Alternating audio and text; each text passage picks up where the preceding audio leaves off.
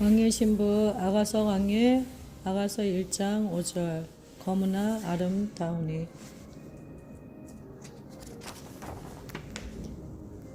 그녀의 첫 번째 발견 1장 5절에서 8절.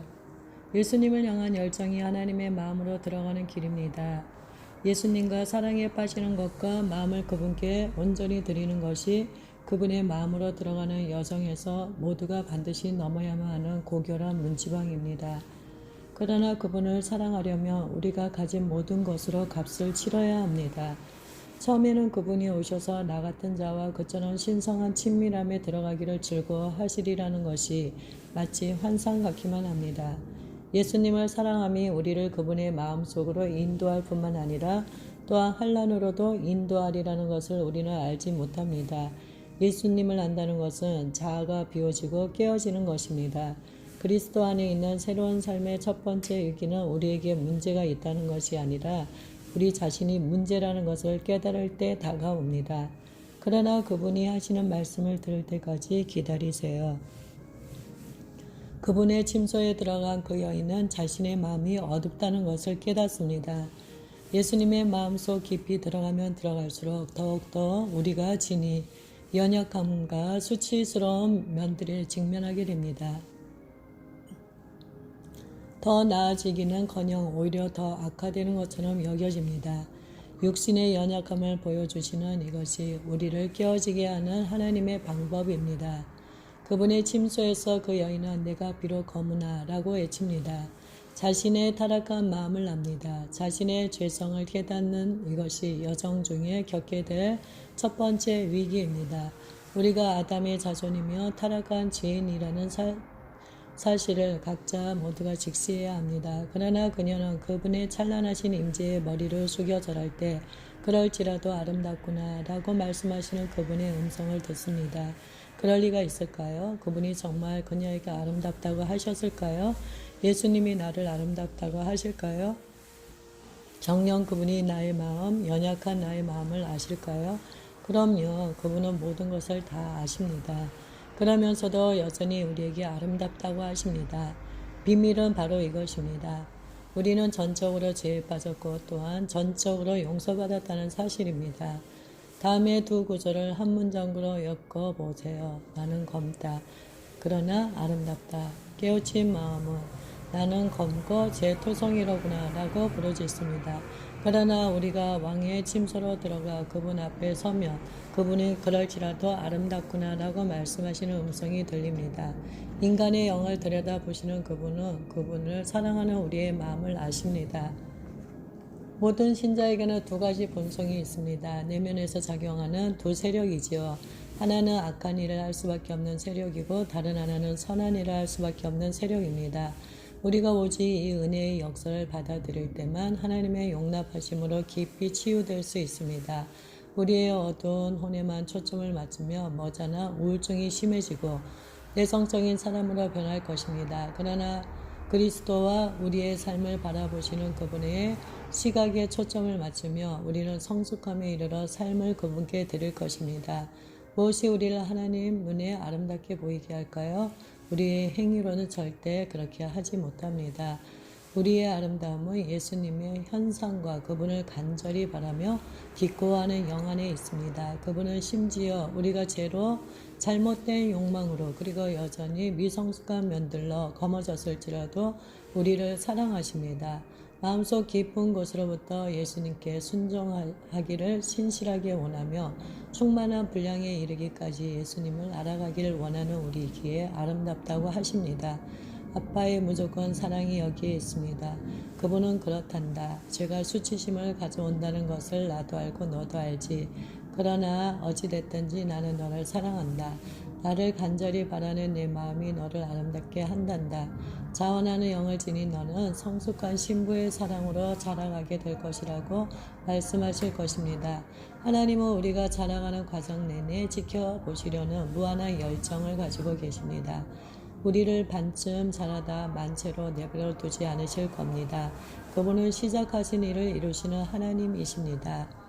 인생 전반에 걸친 모든 새로운 침소 경험을 통해 무거침함에 대한 더 깊은 이해를 얻게 될 것입니다. 매번 우리는 오 주님 저는 죄로 거머졌어요 라고 부르짖을 것입니다. 그러나 주의 깊게 귀 기울이며 왕 되신 분 또한 그럴지라도 아름답구나 라고 말씀하시는 음성이 들릴 것입니다. 여인에게 나직한 음성으로 검어 보일지는 몰라도 내 눈에는 네가 아름답단다 라고 속삭이십니다. 침소로 우리를 데려가시는 왕을 상상해 보세요.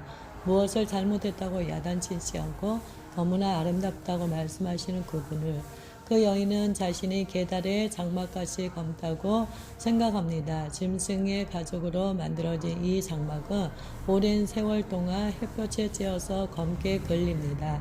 그녀는 또다시 자신을 육신의 일들로 가득 찬 빛이라고는 전혀 비춰들지 않는 흑암의 방으로 봅니다. 그러나 그녀를 솔로몬의 휘장 같다라고 묘사하는 영광의 왕의 목소리를 들어보세요. 솔로몬 왕은 자신의 장막 속 휘장을 가장 가는 배로만 만들었습니다. 그런 그가 술람이 여인에게 너는 검고 수치스러운 내 모습을 보지만 내가 너를 어떻게 생각하는지 말해줄게. 너는 나의 처소에 드리워진 새하얀 휘장만큼이나 아름답단다. 너는 지성소의 안에 드리워진 가장 가는 배와 같단다 라고 말씀하십니다. 제사장들만이 지존자의 성전에 드리워진 이 휘장의 아름다움을 볼 수 있었습니다. 오직 살아계신 하나님만이 우리의 진정한 가치와 진정한 아름다움을 아십니다. 사람들은 검게 걸린 장막의 겉모습만 보지 말고 우리의 신랑한 새하얀 배로 장식된 내면을 봅니다. 다른 이들은 어려움을 겪느라 거머쥔 우리를 보며 통쾌할지 모릅니다. 그러나 연인이자 친구 되신 분은 우리의 내면의 아름다움을 보면서 기뻐하십니다. 우리 자신의 의는 검은 계달의 장막과 같을지 모르지만 영광의 왕은 우리의 육신의 것을 넘어서서 영을 바라보십니다. 그분은 지성소 안에 드리워진 빛을 바라는 가는 배실로 짠 휘장과 같이 빛나는 우리의 영을 봅니다. 이것이 그리스도 안에 있는 우리의 진정한 모습입니다. 우리를 보고 아름답다고 하시는 그분의 모습을 듣지 못한다며 그분과 동행할 때 불확실의 구름에 가려 허우적거릴 것입니다.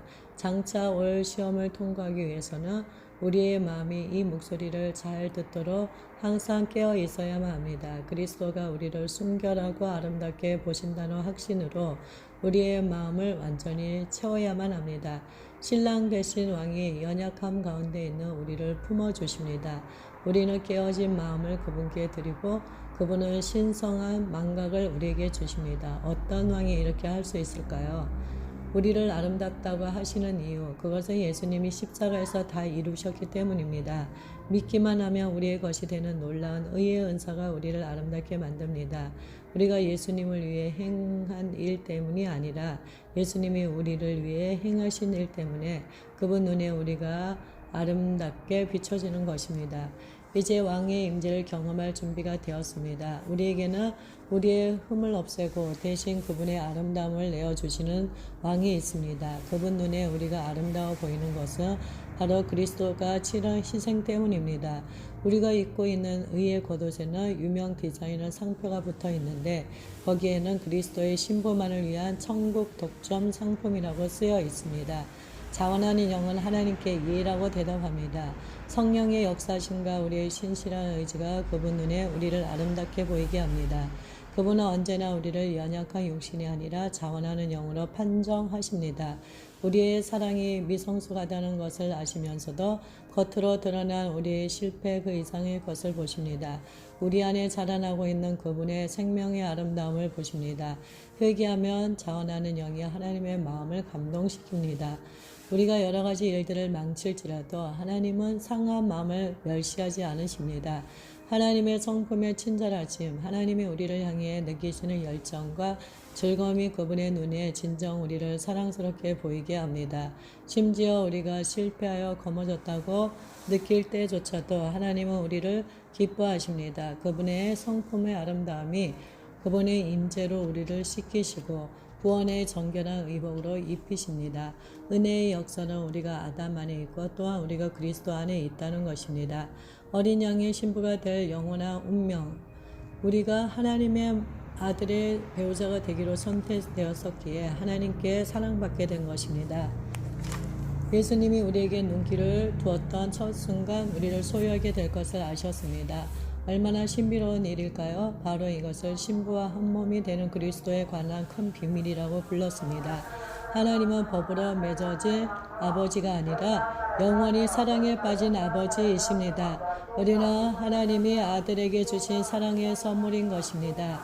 하나님만이 보시는 은혜의 믿어 우리의 인생살이에서 가장 비밀스럽고 감추어진 지점에 어느 날 모든 이들이 보게 될 아름다운 우리의 덕이 자라나고 있습니다.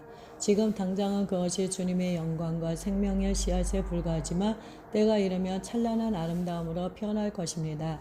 우리 안에 그분의 형상이 인쳐지고 그것이 그분께 다시 반영됩니다. 온갖 우아함과 더불어 치장된 우리 눈 속에 깃들어 있는 아름다움을 그분이 보십니다. 다음에 글을 읽으면서 아버지의 음성을 들어보세요.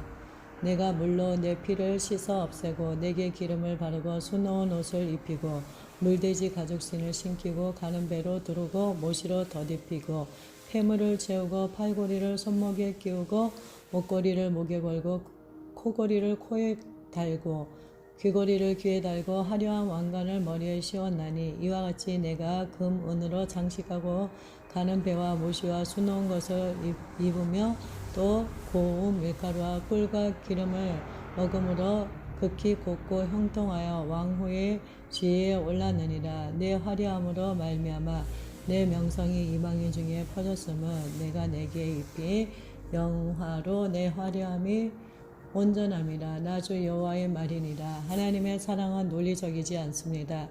바울은 이를 두고 지식에 넘치는 사랑이라고 했습니다. 하나님이 우리에 대해 어떻게 느끼시는지는 오직 계시로만 알 수 있습니다. 성령님이 그것을 우리의 상처 입은 마음에 분명히 나타내십니다. 그분의 사랑은 절대 실패하지 않습니다. 우리 모두는 하나님의 형상을 입었지만 타락한 자입니다. 왕위에 오를 운명이면서도 여전히 흙으로 만들어진 존재에 불과합니다. 하늘로 손을 내어 뻗으면서도 여전히 수치로 인해 고개를 숙이고 있습니다. 하나님을 떠나서는 이 땅에 국한된 하찮은 인생에 불과하다는 것을 깨달아야만 합니다. 그 여인은 내가 햇볕에 쬐어서 거무스를 말지라도 흘겨보지 말라고 외치다가 이 사실을 깨닫기 시작합니다. 이 햇볕은 자연계를 말합니다. 아담에게서 물려받은 원초적인 유산이 우리의 영을 거머쥐게 했습니다. 이 햇볕에 검게 탄 여인을 데려다가 영화로운 신부로 준비시키고 사랑으로서 그녀를 변화시키시는 하나님은 얼마나 놀라우신가요? 지금은 정체성을 바꿀 때입니다. 여러분에게 도전을 드립니다. 어서 가서 예수님이 우리를 어떻게 보시는지 물어보세요. 자신의 흠을 발견하고 수치심에 사로잡힌 술람미 여인은 이제 다른 사람들도 제각기 이를 알아차렸다는 것을 압니다. 그래서 제발 나의 잘못된 점을 보지 말아주세요. 보면 좋아하지 않을 테니까요. 라고 간청합니다. 자신의 죄를 자각하게 되고 모두가 쳐다보고 있는 것처럼 느끼자 그녀는 비참해집니다. 어디선가 비슷한 말을 들은 것 같다고요. 우리의 죄가 드러나고 있다고 느낀 적이 있나요? 하나님이 우리의 모습을 있는 그대로 드러내실 때 우리가 여정을 따라 자라가리라는 것은 확실합니다. 수치심 때문에 지나치게 내향적이 되거나 사람들에게 어떻게 보일까 하는 끊임없는 생각에 파묻히지 않도록 주의하세요. 우리는 죄의식과 길동무하면서 평생을 허비하기에는 아까운 존재입니다. 예수님을 친구로 삼으세요. 우리는 정말로 그분의 사랑받는 자여 그분이 가장 아끼는 자입니다. 용서받았음을 아는 것과 그분의 가장 아끼는 자임을 아는 것에는 엄청난 차이가 있습니다. 구세주 예수님이 우리의 신랑이십니다. 그분의 말씀으로 마음을 채우세요. 우리가 묵상할 것은 행위가 아닙니다. 우리의 묵상 대상은 바로 그분입니다. 자신의 목적을 이루려고 우리를 이용하는 자들의 말은 묵상하지 마세요. 성난 형제들, 내 어머니의 아들들이 누구일까요? 그녀의 형제들, 그녀에게 노한 형제들입니다. 거절의 위기가 찾아왔습니다. 온 마음을 다해 예수님을 따르려는 그녀의 젊은 열성이 형제들에게 시기의 분노를 일으켰습니다. 아버지의 집을 위하는 우리의 열성이 다른 사람들의 심기를 건드리게 되는 때가 올 것입니다. 우리는 종종 위성수가의 열성을 내고 사람들로부터 거절당할 만한 어리석은 행동을 하기도 하지만 그러나 이것조차도 시험입니다. 성난 형제들은 그녀의 열성과 뜨거움을 전적으로 이용하고 있습니다. 자기들의 들판에서 그녀에게 너무 많은 일을 시킵니다. 정작 그녀 자신의 포도원은 잡초가 무성하게 자랐는데도 형제들은 그녀를 자기들의 포도원 주기로 삼습니다.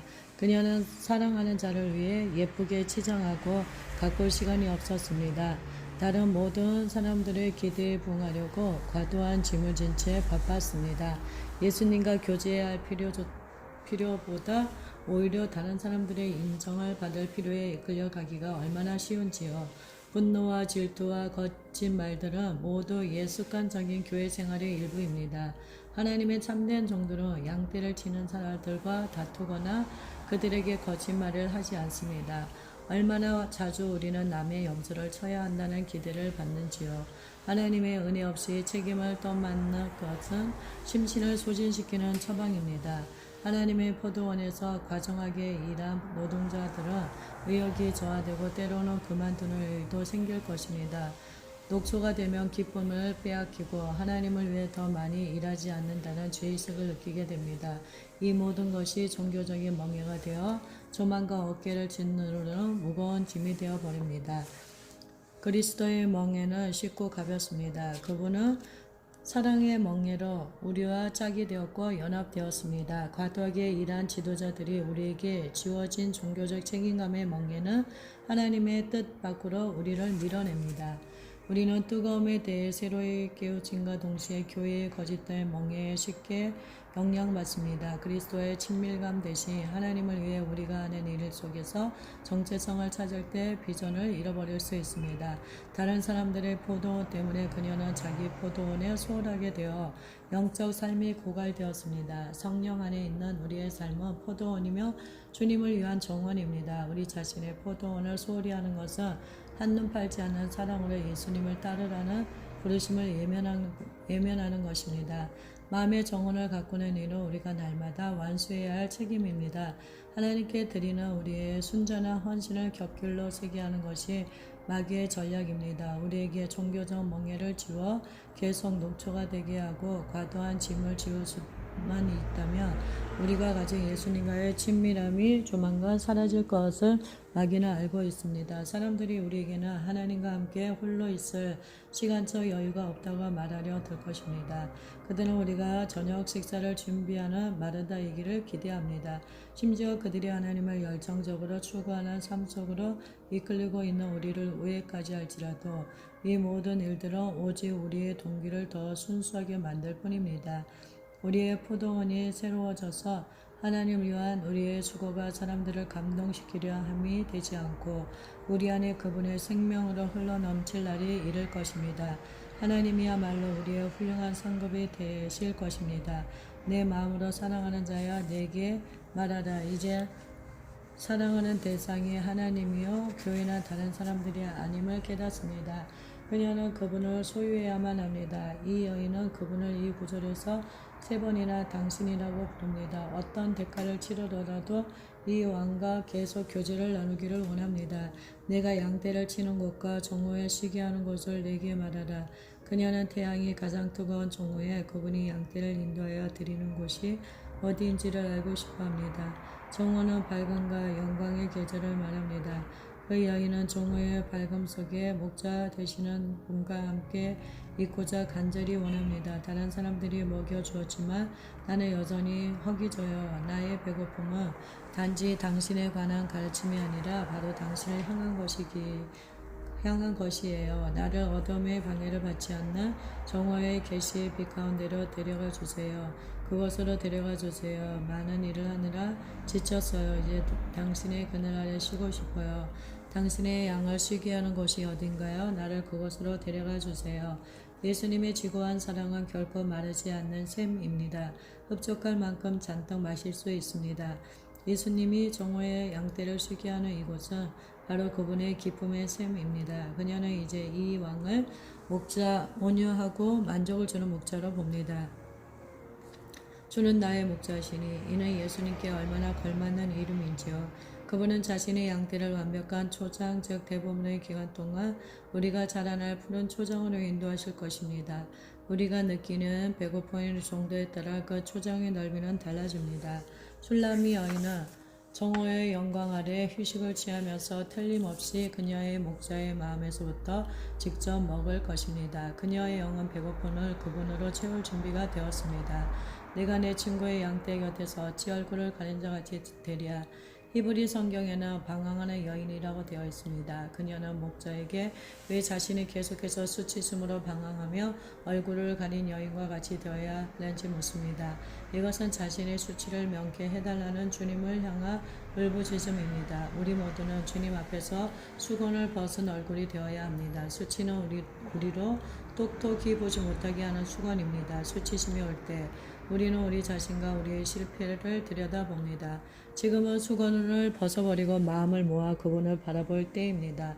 목자만이 그분의 친구뿐 아니라 모든 인간의 마음으로부터 수치의 수건을 벗길 수 있습니다. 그 여인의 섬기고자 하는 기꺼운 마음이 사람들을 위해 쓰임받습니다. 그녀가 지금까지는 형제들의 포도원을 지키느라 바빴으나 이제는 그녀의 사랑하는 자를 찾기를 원합니다. 자신의 포도원을 관리하지는 못했을지라도 여전히 그분이 자신의 사랑하는 사람임을 압니다. 그녀는 연약한 가운데 극심한 허기짐으로 소진되었습니다.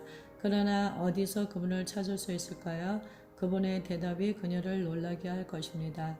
다정한 목자는 그녀의 연약함을 긍휼히 여깁니다. 사람들은 그녀가 너무 분주하고 산만하다고 꾸짖을 것입니다. 아가에서 그분이 제일 먼저 하신 말씀은 이 미성숙한 여인을 여인 중에 어여쁜 자라고 부르신 말입니다. 그분보다 더 친절하고 온유한 사람은 아무도 없습니다. 우리 주님은 선지자에게 예루살렘의 다정히 말할 것과 예루살렘의 힘든 노역이 끝났음을 말하라고 분부하셨습니다. 진정한 예언 사역은 신부에게 말씀하시는 예수님의 음성, 즉 주님이 우리에게 하고 싶어 하시는 고백의 말입니다. 그분은 실패한 자들에게 한없이 친절하십니다. 삶 속에서 생긴 멍은 그분의 만지심으로 나음을 입습니다.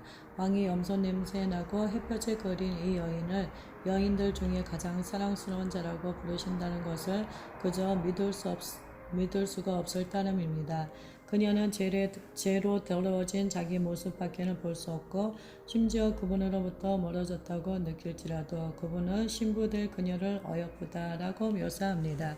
그 여인들 중 가장 어여쁜 자가 누구일까요?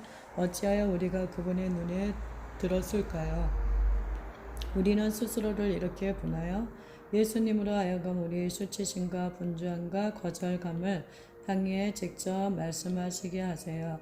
우리에게 굉장히 사랑스러운 존재라고 말씀하시는 그분 음성을 들어보세요. 그분의 사랑을 소중히 품으세요. 우리는 종종 이지적인 대답을 찾습니다. 우리는 머리로 이해하려 하지만 하나님은 단지 우리의 마음을 만지기를 원하십니다. 이해하고 나면 그 다음에는 하나님을 항상 머리로만 헤아리려 할 것입니다. 우리의 왕은 우리가 충분한 열정을 가지고 마음으로 그분을 알기를 원하십니다. 사랑이신 그분이 우리와 사랑을 나누려고 사랑으로 우리를 창조하셨으니까요. 목자를 찾는 술라미 여인의 부르짖음이 그분의 눈에 그녀를 사랑스럽게 보이게 했습니다.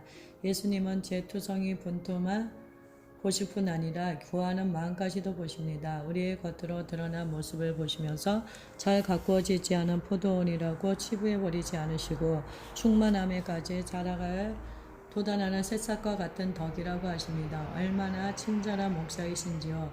이런 친구와 함께라면 안전합니다. 내가 알지 못하겠거든. 그분 보시기에 우리가 어여쁘다는 것을 아는 것은 아주 중요합니다. 이 말씀을 마실 때 희망의 능력이 풀어집니다. 이것을 모르며 성장하지 못할 것입니다. 그럴 자격이 없는데도 사랑받는다는 것을 아는 것은 우리의 영주의에 요새를 쌓는 일입니다. 그래서 의심과 두려움과 참소가 우리 안에 뿌리를 내릴 수 없게 됩니다. 자기 혐오와 정죄로 인해 포기하고 싶은 유혹이 올 때 우리의 구원이 되는 계시는 이것입니다. 내가 연약한 중에서도 나를 찾기 때문에 너를 가장 아름다운 자라고 부른단다. 하나님이 언젠가 밝히실 우리 마음속에 심겨진 큰 비밀은 우리가 범한 죄가 아니라 그분을 찾기를 포기하지 않으려는 그분을 향한 우리의 뜨거운 사랑입니다. 양의 발자취를 따르세요. 그분은 친밀함을 구하는 그녀에게 기대하지 않았던 세 가지 답을 주십니다. 첫째로 양떼의 발자국을 따르라고 지시하십니다. 세상의 바쁜 거리에서 나를 찾지 못할 것이나 그분의 음성을 듣는 무리를 따르라. 때때로 우리는 길을 잃습니다. 우리에게는 따라할 본보기가 필요합니다. 그녀는 길 안내를 받아야 합니다. 답이 필요합니다. 그분이 그녀에게 무슨 말씀을 하실까요? 이제는 예수님의 몸에 관여해야 할 때입니다. 술람이 여인은 노한 형제들로부터 상처를 받았기 때문에 예수님의 몸과 삶을 양보할 수가 없습니다. 목자가 쉬는 곳을 알아낼 참이라면 그녀는 그가 인도하는 양떼와 다시 연결되어야만 합니다. 마귀는 우리를 고립시키려 합니다. 마귀는 미숙하다는 책임을 빌미삼아 우리를 과도하게 일하게 만들지 못하면 계속 고립시키거나 상처를 입힐 것입니다. 교회의 모든 종교적인 멍에에 과도히 대응하는 것은 많은 사람들로 하여금 자신만의 동굴에 숨어버리게 하거나 교회와 교회 지도자들에 대한 한말감을 유발시킬 것입니다.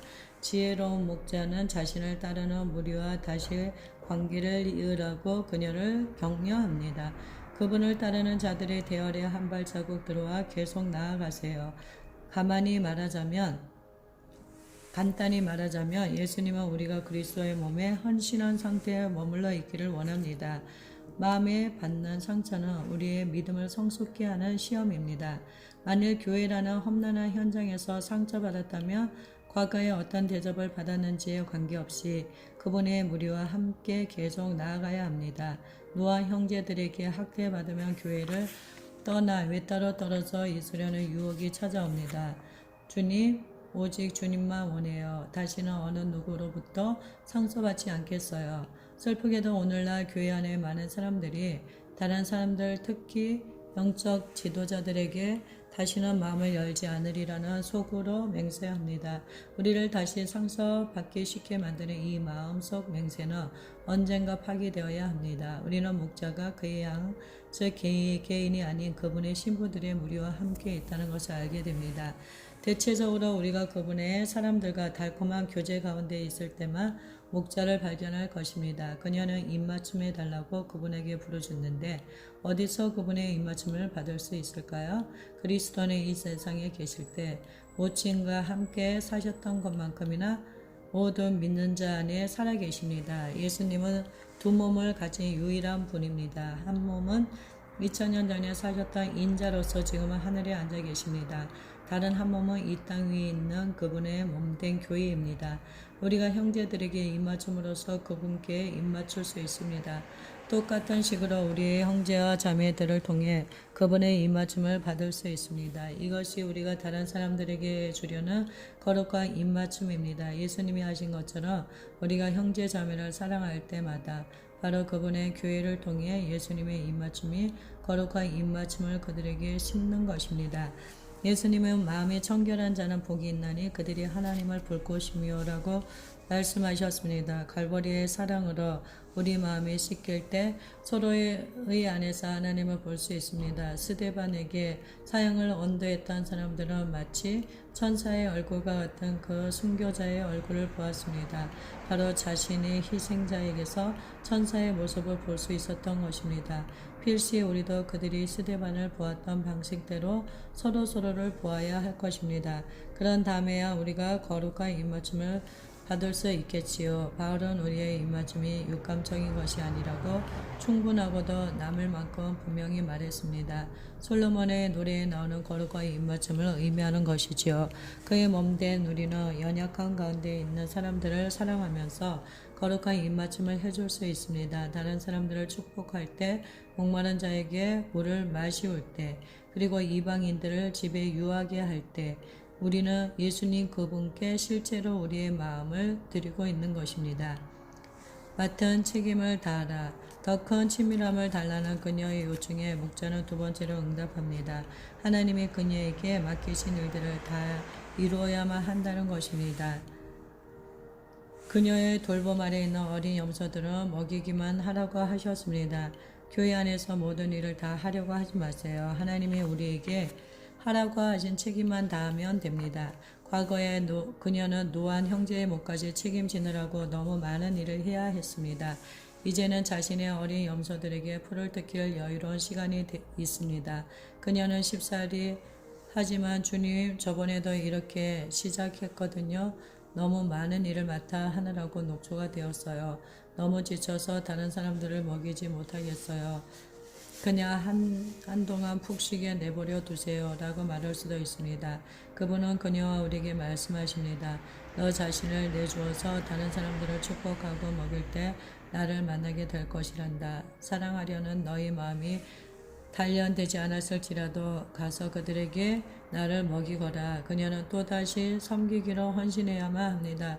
이것은 섬기느라 한번 녹초가 되어버리면 하기 힘든 일입니다. 절대로 듣고 싶지 않은 말이지요. 그럼에도 불구하고 하나님은 최선의 것을 아시는 분입니다. 하나님을 사랑하는 자들과의 관계를 계속 이어가라. 고대 금원의 향기로운 냄새를 맡고 싶으며 향수 장사 가까이에 서 있으라는 말이 있습니다. 주님이 신실한 지도자들의 장막 가까이에 서 계신 것을 보게 될 것입니다. 더 큰 친밀감을 달라는 그녀의 요청에 주시는 세 번째 응답은 이것입니다. 신랑과 친한 자들과 관계를 계속 이어가라는 것입니다. 예수님을 따르는 사람들은 지도자들을 향해 영이 열려 있어야만 합니다. 하지만 주님의 지도자들이 불완전하다는 것을 아시잖아요.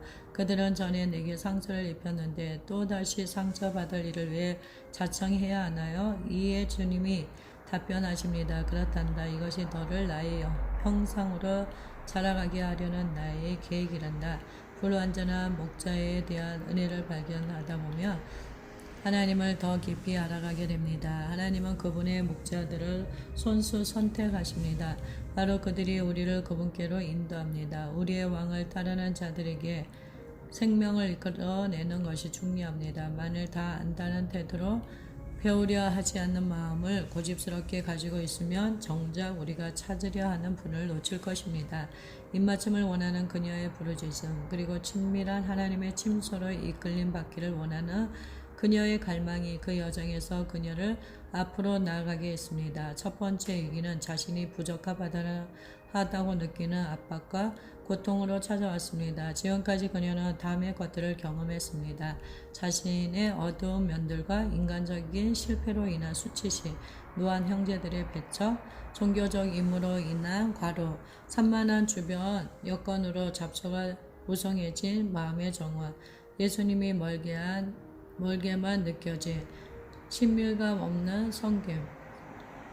사랑의 주님은 온미함과 실패로 얼룩지 힘겨웠던 시간들을 통해 우리가 스스로의 모습을 볼 수 있으려면 어떤 원동력이 필요한지를 다 아십니다. 견디고 있는 모든 압박을 다 아시고 그녀를 아름답다고 하십니다. 그분이 신부를 얼마나 사랑하시는지요.